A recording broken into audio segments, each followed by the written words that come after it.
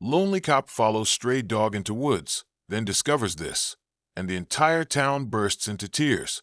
The soft glow of street lights cast long shadows across the quiet streets of Cedarville as Officer Alex Monroe guided his patrol car through the familiar neighborhoods. At 52, Alex had been on the force for nearly 3 decades, and nights like these, calm and uneventful, had become all too common. He couldn't shake the feeling that he was just going through the motions, counting down the days until retirement.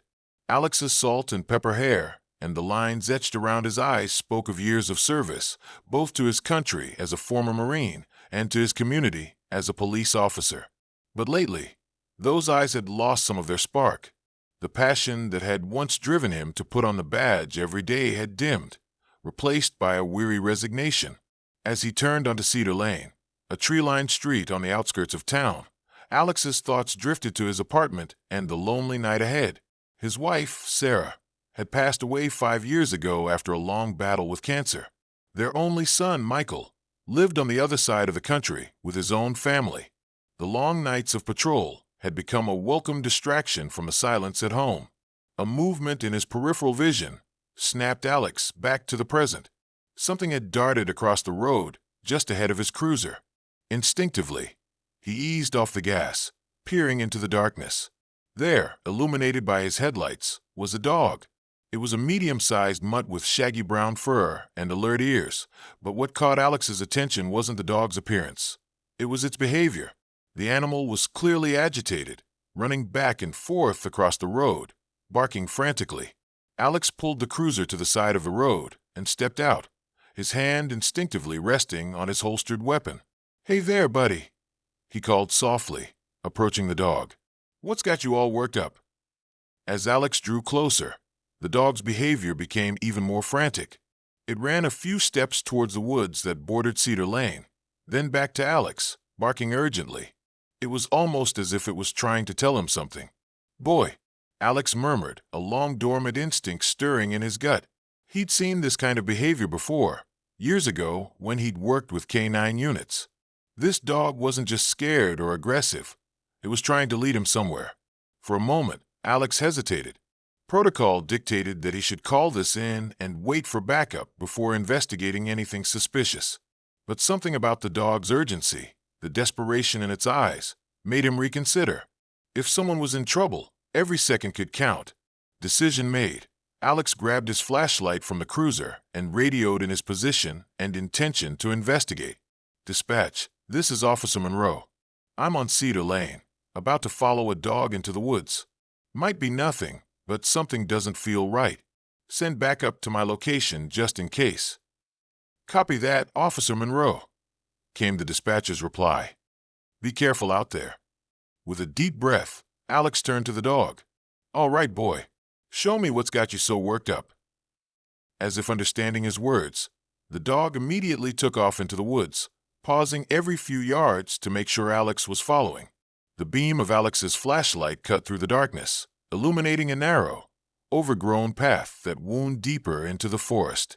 As they moved further from the road, Alex's senses heightened. Every snapping twig, every rustle of leaves set him on edge. The dog, however, moved with purpose, its nose to the ground, leading Alex deeper into the woods than he'd ever ventured before. After what felt like an eternity, though it was probably no more than 15 minutes, Alex caught a glimmer of light through the trees. As they drew closer, he could make out the shape of a small, dilapidated cabin. A faint glow emanated from its grimy windows, and the sound of muffled voices carried on the night air. Alex's heart began to race. This cabin wasn't on any map he knew of, and it certainly wasn't a place someone would stumble upon by accident. Whatever was happening here, it wasn't good. The dog, which had been leading the way confidently until now, suddenly stopped. Its ears flattened against its head, and a low growl rumbled in its throat. Alex crouched down, placing a reassuring hand on the dog's back. "Good boy," he whispered. "You've done your job. Now it's my turn." Moving as silently as he could, Alex crept closer to the cabin. As he neared one of the windows, the voices inside became clearer. He could make out 2 distinct male voices, their tones harsh and angry. Then came a sound that made his blood run cold, a muffled sob, distinctly female. Alex's mind raced. He was alone, potentially outgunned, with no idea how many people were inside or what kind of weapons they might have. The smart move would be to retreat, wait for backup, but that's Saab. Someone was in trouble, and they needed help now. Taking a deep breath, Alex made his decision. He would do a closer reconnaissance, try to get a better idea of the situation inside. Then, if necessary, he would act. Drawing his weapon, he began to circle the cabin, looking for a better vantage point. As he rounded the corner, a loose board creaked beneath his foot. Alex froze, his heart pounding. For a moment, all was silent. Then, suddenly, the cabin door burst open, and a large, rough-looking man stepped out, a pistol in his hand. "Who's there?" The man growled, his eyes scanning the darkness. "I'm warning you, I'm armed." Alex's mind raced. He was out of position, exposed. If he revealed himself now, he'd be an easy target. But before he could decide on a course of action, a blur of brown first shot past him. The dog, which had been silent and still until now, launched itself at the armed man with a ferocious snarl. Its teeth sank into the man's arm, causing him to cry out in pain and surprise. The gun clattered to the ground as the man struggled with the savage attack. Alex didn't hesitate. In an instant, he was moving, covering the distance to the cabin in long strides. "Police!" he shouted. "Drop your weapons and get on the ground." The element of surprise was on his side. The man at the door was still grappling with the dog, unable to reach for his fallen weapon. Inside the cabin, Alex could see another man, this one smaller and wiry, frozen in shock at the sudden turn of events. "I said on the ground." Alex repeated, his voice ringing with authority. The smaller man inside the cabin seemed to snap out of his daze. His hand moved towards his waistband, but Alex was faster. A warning shot rang out, the bullet embedding itself in the cabin wall just inches from the man's head. "Don't even think about it," Alex growled. "Hands where I can see them, and get down on your knees." Now, this time, both men complied. The larger one had managed to shake off the dog, but with Alex's gun trained on him, he didn't dare make another move. As they lay face down on the ground, Alex quickly cuffed them. His Marine training kicked in as he efficiently secured the suspects. Only then did he allow himself to take in the rest of the scene. There, bound to a chair in the corner of the cabin, was a woman. She was in her early 30s, with long dark hair and terrified eyes. A gag covered her mouth, muffling her cries.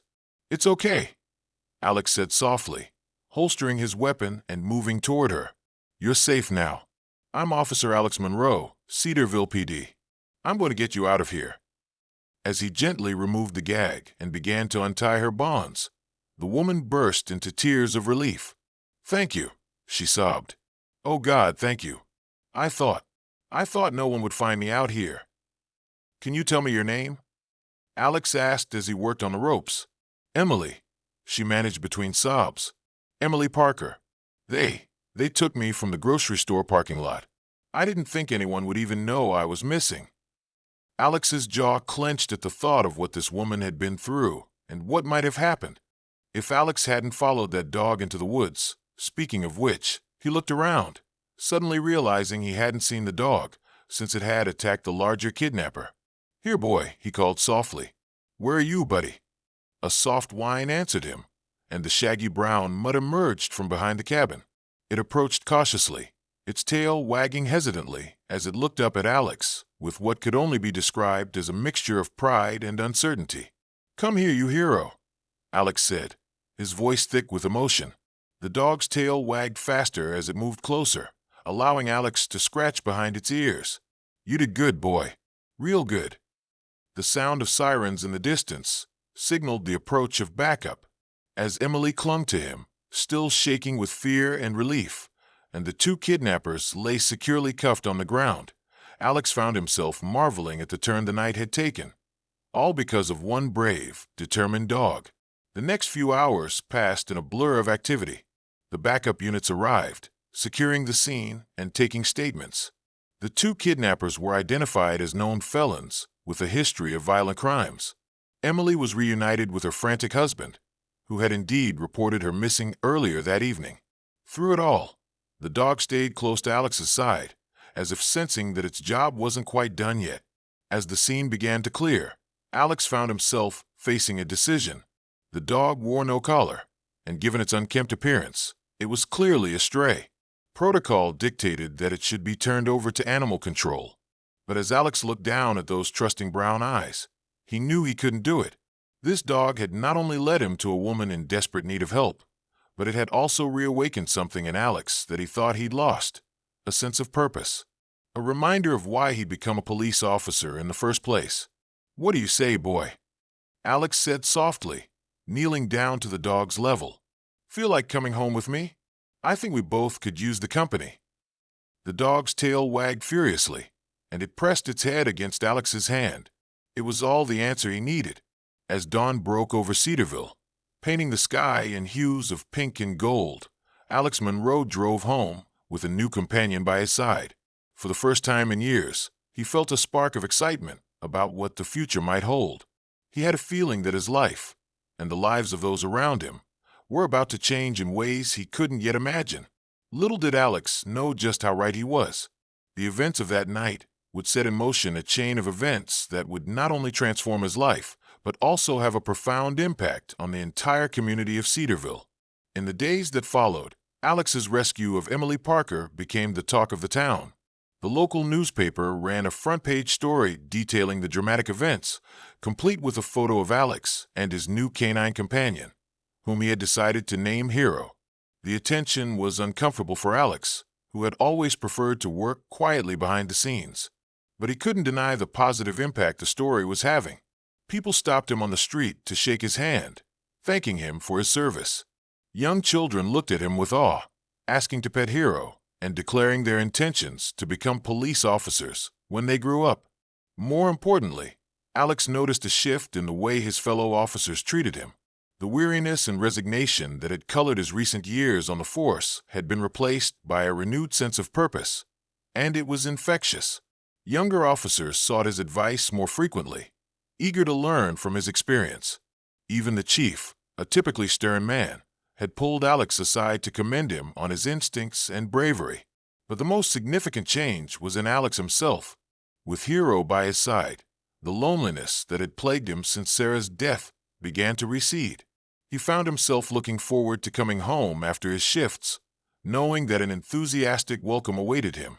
Long walks in the park with Hero became a daily ritual, giving Alex a chance to clear his head and reconnect with his community in a way he hadn't in years. As the weeks passed, Alex and Hero settled into a comfortable routine. The dog proved to be intelligent and eager to please, quickly learning basic commands and even some more advanced tricks. Alex found himself wondering about Hero's background.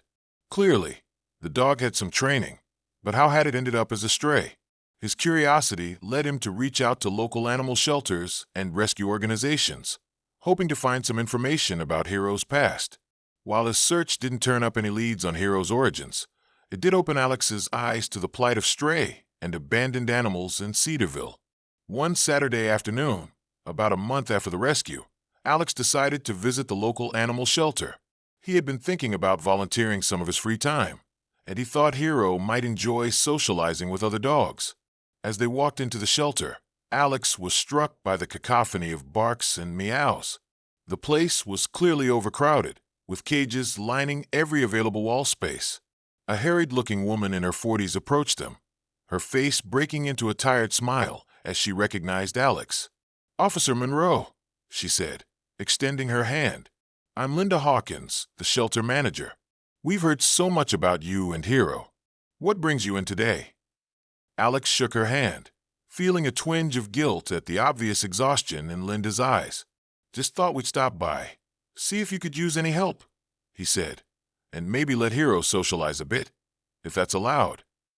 Linda's face lit up. "Oh, we could absolutely use the help," she said enthusiastically.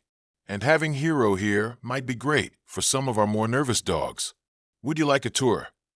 As Linda led them through the shelter, explaining their operations and challenges, Alex felt a growing sense of unease. The shelter was doing the best it could with limited resources, but it was clear they were overwhelmed. Many of the animals looked scared and under-socialized, their chances of adoption growing slimmer by the day. "We do what we can," Linda said, her voice tinged with frustration. But there's only so much space and so many resources. We're constantly having to make hard decisions about which animals we can take in and which ones. She trailed off, but Alex understood the implication. As they walked, Hero trotted alongside them, his tail wagging as he greeted the other dogs. Alex noticed how the anxious barking in the kennels they passed would often quiet as Hero approached the other dogs, seeming to take comfort in his calm presence. They stopped in front of a kennel housing a small, trembling Chihuahua. "This is Petunia," Linda explained. "She was rescued from a hoarding situation. She's sweet as can be, but she's so scared of everything that potential adopters pass her by. We've been trying to socialize her, but we just don't have the manpower to give her the one-on-one attention she needs." As if sensing the topic of conversation, Hero sat down in front of Petunia's kennel, his tail sweeping gently across the floor. To Alex's amazement, the tiny dog cautiously approached the front of her cage, her nose twitching as she sniffed at Hero. "Well, would you look at that?" Linda breathed. "That's the closest she's come to the front of her kennel since she arrived." An idea began to form in Alex's mind. "Linda," he said slowly, "what would you think about starting a program where volunteers bring in well-socialized dogs to interact with the shelter animals? It could help calm the nervous ones, maybe make them more adoptable." Linda's eyes widened. That could work," she said, excitement creeping into her voice. "We'd need to screen the volunteer dogs carefully, of course, but if it helped even a fraction of our harder-to-place animals. Officer Monroe, that's a brilliant idea." As they continued the tour, Alex and Linda bounced ideas back and forth. By the time they reached Linda's office, the kernel of an idea had blossomed into a full-fledged plan. "Okay," Linda said, her eyes shining with excitement as she sat behind her cluttered desk. "Let's lay this out. We'll call it the Canine Comfort Corps. Volunteers bring their well-socialized dogs to the shelter on a regular basis to interact with our animals.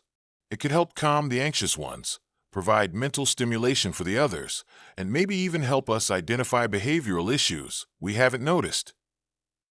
Alex nodded, his mind racing with possibilities. "And it's not just about the animals," he added. "Think about the community engagement. People who might not be able to adopt could still contribute. It could be great for seniors or people with disabilities who benefit from animal interaction but can't have pets of their own." Linda was already scribbling notes.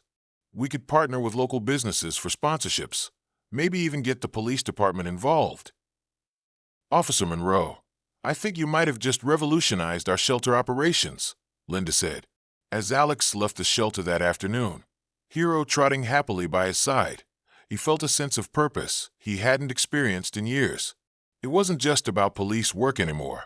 He had stumbled upon a way to make a real difference in his community, one that honored Sarah's memory and utilized the unexpected gift that Hero had brought into his life. Over the next few weeks, Alex threw himself into bringing the Canine Comfort Corps to life. He reached out to his contacts at the police department, securing their support for the program. The chief, seeing an opportunity for positive community engagement, even offered to make Alex the official liaison between the department and the shelter. Word of the program spread quickly through Cedarville. Alex was surprised by the enthusiasm with which people embraced the idea. Volunteers began to sign up in droves, eager to contribute to the welfare of the shelter animals. Local businesses stepped forward with donations and sponsorships, providing everything from pet supplies to advertising support. The first official day of the Canine Comfort Corps arrived on a sunny Saturday in early autumn. Alex arrived at the shelter early, Hero by his side, to help Linda prepare. As volunteers began to arrive with their dogs, Alex felt a swell of pride. There were people from all walks of life, retirees with their well-behaved companions, families with excited children and patient family pets, even a few of his fellow officers who had embraced the community outreach aspect of the program. As the day progressed, the impact of the program became clear. Anxious dogs, who had previously cowered at the backs of their kennels, began to show interest in their visitors. Cats that had been aloof and unapproachable started to seek interaction. The shelter, which had so often been a place of sadness and stress, was filled with happy barks, content purrs, and human laughter. One interaction in particular stood out to Alex.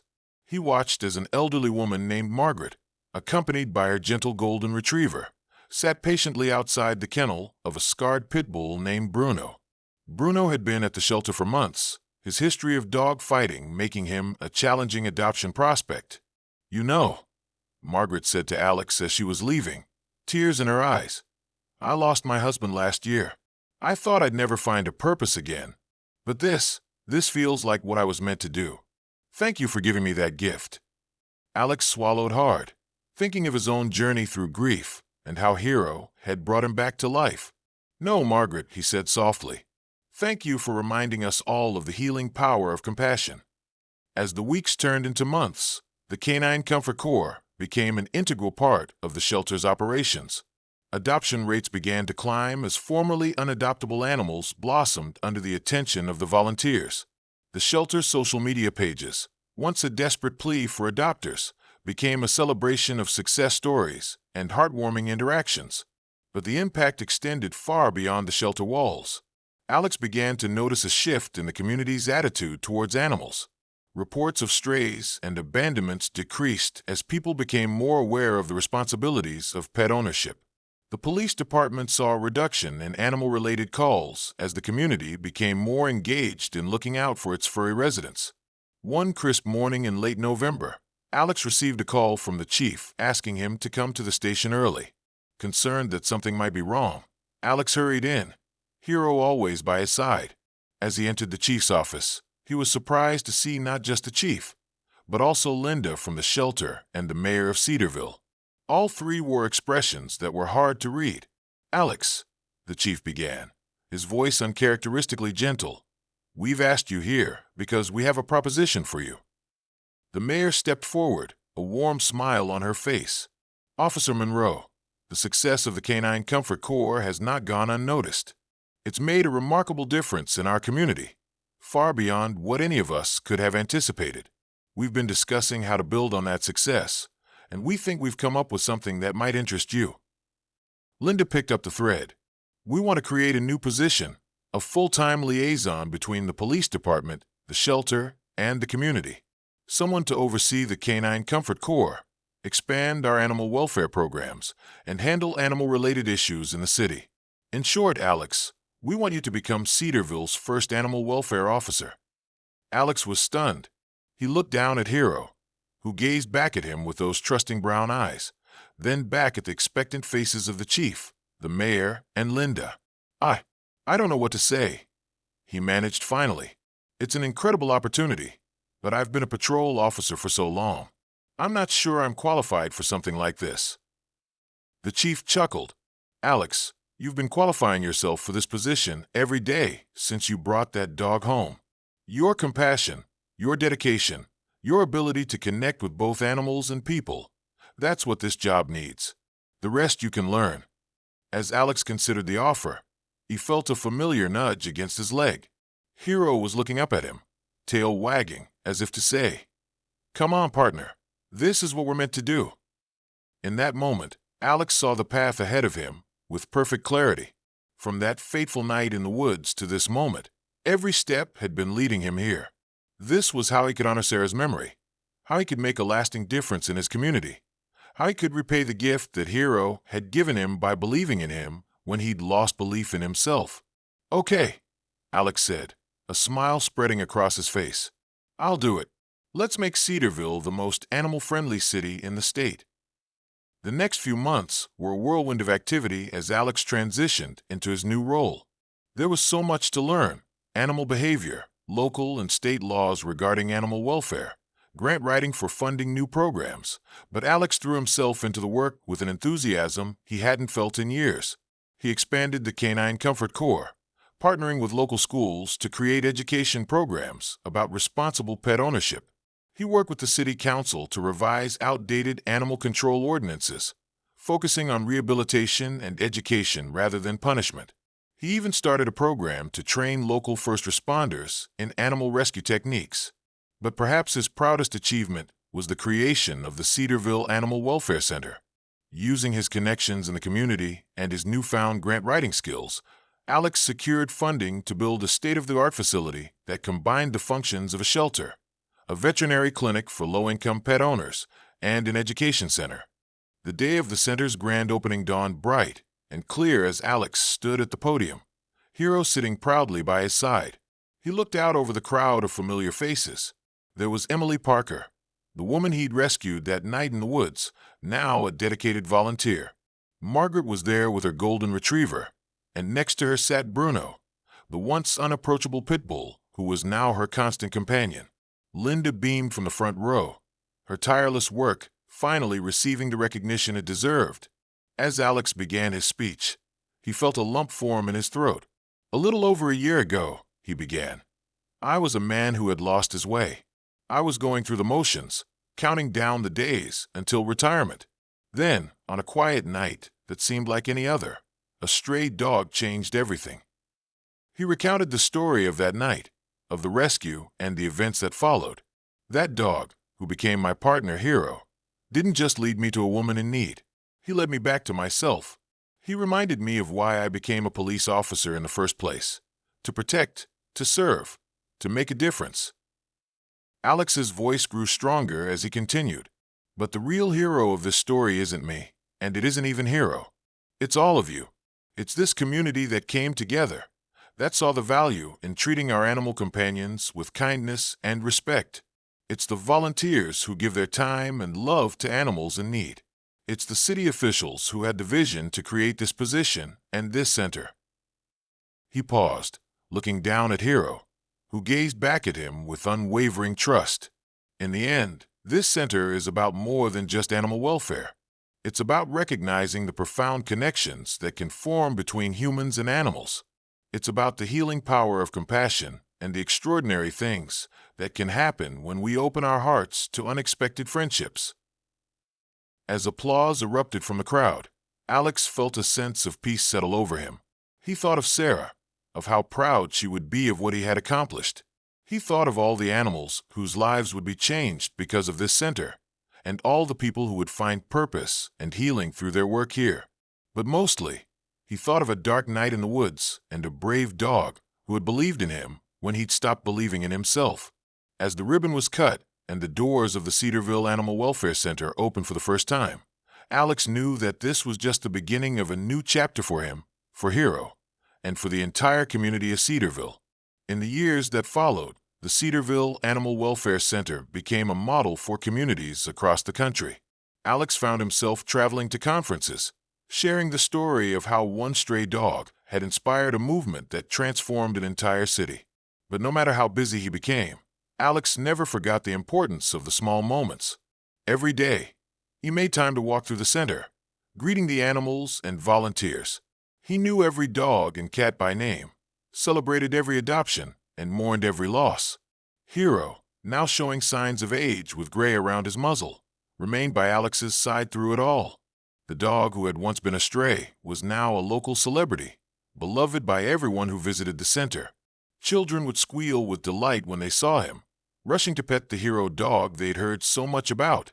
On Hero's estimated 10th birthday, since his exact age was unknown, Alex organized a special celebration at the center. It was a chance to honor not just Hero, but all the animals and volunteers who had made the center's work possible. As Alex watched Hero greet his many admirers, accepting pets and treats with his usual gentle dignity, he felt a familiar presence beside him. He turned to see Emily Parker, the woman he'd rescued all those years ago, smiling up at him.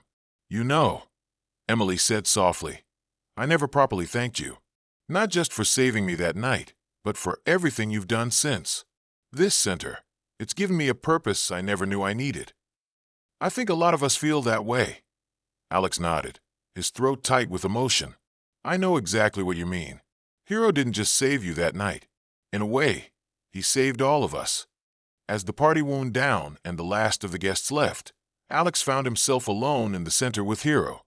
The old dog looked up at him, his brown eyes still full of the trust and love that had changed Alex's life all those years ago. "Well, old friend," Alex said, kneeling down to scratch behind Hero's ears, "what do you say we head home? I think we've both earned a quiet night by the fire." Hero's tail wagged in agreement, and together, man and dog walked out into the cool evening air. As they made their way home, Alex couldn't help but marvel at the journey that had brought them to this point. From a chance encounter on a dark night to the creation of a community that celebrated the bond between humans and animals, it had been an extraordinary ride. And as he looked down at the loyal companion by his side, Alex knew that the greatest adventure of all had been opening his heart to the unexpected friendship that had changed everything. In saving Hero, he had saved himself, and in the process, he had helped create a legacy of compassion that would endure for years to come. The story of Officer Alex Monroe and his faithful companion Hero became legendary in Cedarville and beyond.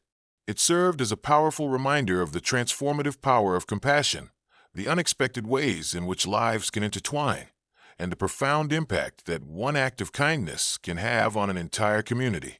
In Hero's twilight years, Alex made sure that every day was filled with love and comfort. When the time finally came to say goodbye, it was with a heart full of gratitude for the incredible journey they had shared. And though Hero was gone, his spirit lived on in every life touched by the Cedarville Animal Welfare Center, in every animal saved, and in every human heart open to the power of unconditional love. Alex continued his work at the center well into his 70s, his passion for animal welfare undimmed by the passing years. And on quiet nights, when he walked the halls of the center after hours, he could almost swear he heard the soft patting of paws beside him, a gentle reminder of the loyal friend who had changed his life and the lives of so many others. The legacy of Alex and Hero served as a beacon of hope and a testament to the extraordinary bonds that can form between humans and animals. It was a story of second chances, of lives redeemed, and of a community transformed by the simple act of opening their hearts to the animals among them. And in Cedarville, it would be remembered for generations to come as the night a stray dog led a lonely police officer not just to a rescue, but to a new purpose that would change countless lives for the better.